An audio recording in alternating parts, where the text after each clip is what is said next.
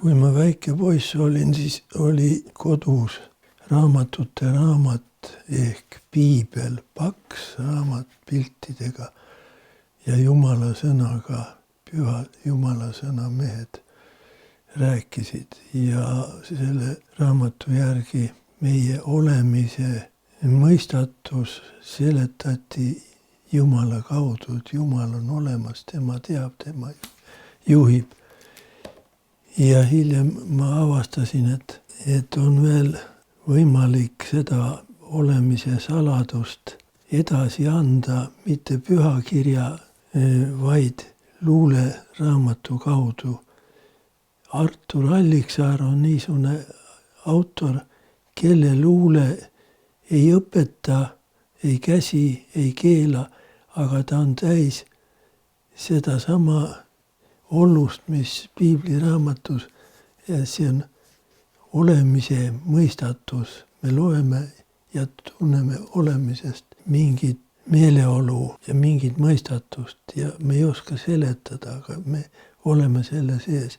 Need, kes on Jumalast ja Jumala uskumisest kaugemale läinud, on teadlased ja teadlased jõuavad ka jälle selle küsimuse juurde, mis on olemine ja mis on olemise mõistatus. Niimoodi kirjutab Tõravere mees Uno Veismann, inimene ilmaruumis. Need kaugused, mida Tõravere mehed uurivad, need on nii suured, et valguse kiirusega tahetakse maailma lõppu jõuda, ei jõuta, sest aastaid valguse kiirus selles ruumis liigub ja olemise mõistatus kestab edasi.